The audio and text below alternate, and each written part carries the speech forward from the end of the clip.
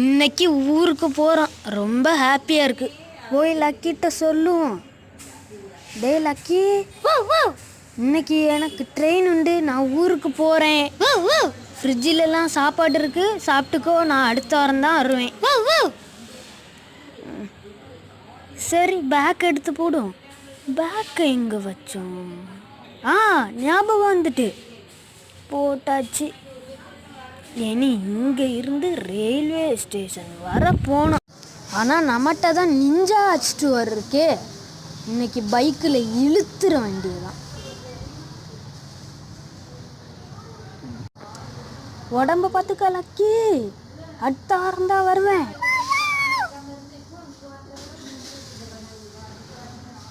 A few minutes later. அது யாரு யாரு குடிச்சிட்டு படுத்துருக்கா? கேர்ள்ஸும் குடிக்க ஆரம்பிச்சிட்டாங்க. போலீஸை சொல்லிட வேண்டியதான், நமக்கு வெகுமதியாக நிறைய ரூபா கிடைக்கும். சரி, போலீஸே நம்மளை தாட்டி வந்துட்டாங்க. Police police police police police police. ஐயோ, விழுந்துட்டோமே. வெகுமதியை நினச்சி கல் தட்டி விழுந்துட்டோம். சார் சார் சார் சாகுடா. 1 month later. ஹாஸ்பிட்டலுக்கு வச்சிட்டீங்களா? இதுக்கு ஒரு முடிவு கெட்டுறேன். போலீஸ் ஸ்டேஷனை கொளுத்த போகிறேன். போலீஸ் ஸ்டேஷனை கொளுத்த போகிறேன். கொளுத்தணும்.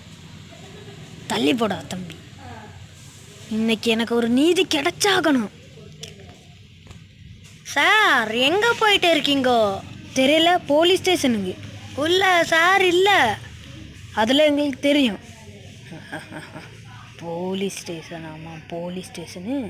இன்னைக்கு இது எதுவுமே இருக்காது, எல்லாம் கருகி பொசுங்கி தான் இருக்கும். நான் கொளுத்த போகிறேன். சாகுங்கடா கொம்மால. இன்னும் ஓ மேலையும் பார்க்க மாட்டிங்களா? நான் எத்தனை தடவை சார்னு சொன்னேன், ஆனால் என்னை தப்பாக புரிஞ்சுக்கிட்டு என்னையே கொன்னுட்டீங்களா? சாகுங்கடா. ஐயா, அது என்னடா சொன்ன அவன்? Part 2